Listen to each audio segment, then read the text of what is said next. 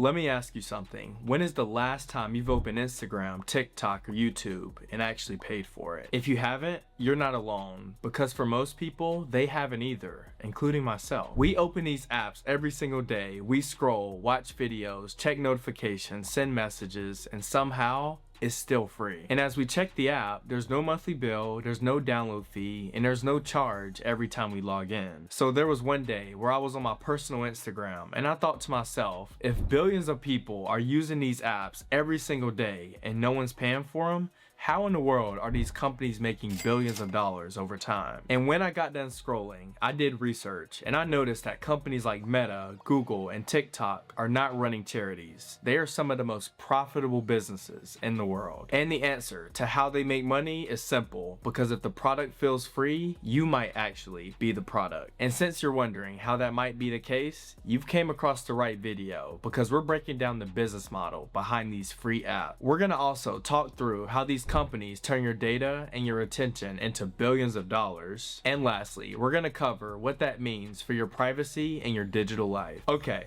turn your volume up and let's get into it. Most people assume that apps make money the same way that traditional businesses do. You create a product, people buy that product, and then your business makes a profit. But for free apps, they operate on a completely different business model. Their product is not the app. Their product is attention from people like you and I. Every time you open it, scroll through your feed, watch a video, or tap on a post, you're generating something extremely valuable. Data. That data tells companies what you like, what you're interested in, when you stop scrolling, how long you watch a video, and what keeps your attention. That's why you'll notice the more you watch videos, the more it pops up on your feed. If you keep falling into those thirst traps, they will continue to pop up on your screen. Or if you're the type to like motivational posts, you'll continue to get motivated every single day. It's the same data insights that these companies use when they ask for your location. It's because they want to know where you are. And all of that information is incredibly valuable to advertisers, because they are not just trying to reach people, but they are trying to reach the right people. Now, it's good to understand how these apps actually make money. There are a few main ways these companies turn your activity into revenue.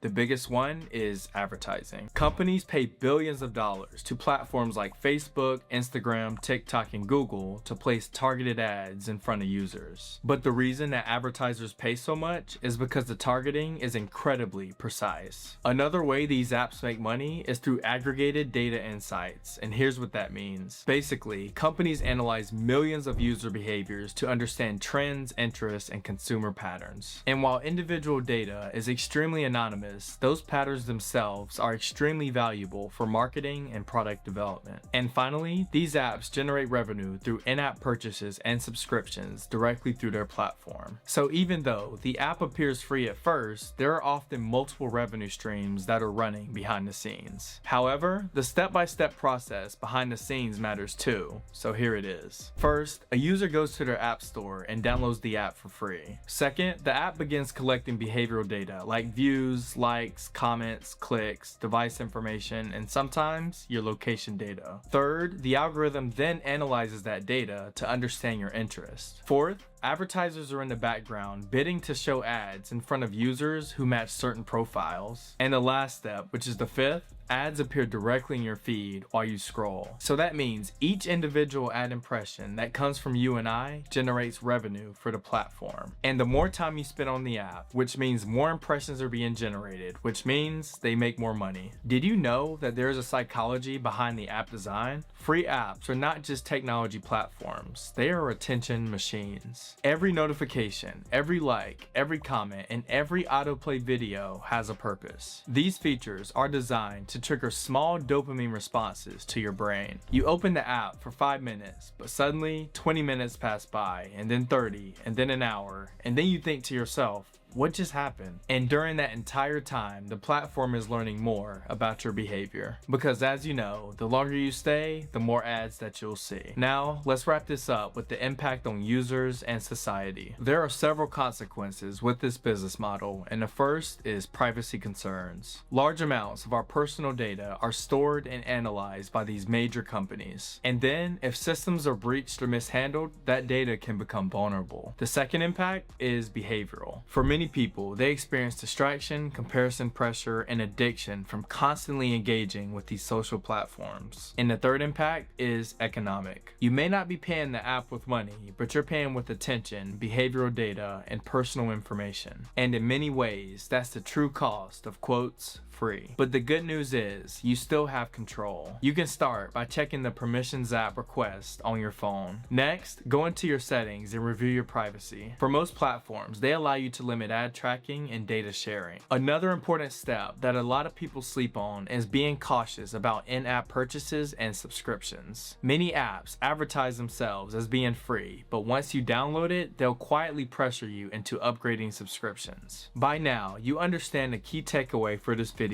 is that the free apps are not actually free. They operate on a business model around attention, data, and targeted advertising. And that awareness puts you ahead of most people that don't know that. But I will point out this one thing, that you should like and subscribe to Money Talks Media. Because once you do that, YouTube will show you more finance content like this, and it'll help you grow your wealth over time. But as always, thanks for watching. I hope you take care, and I'll see you in the next one.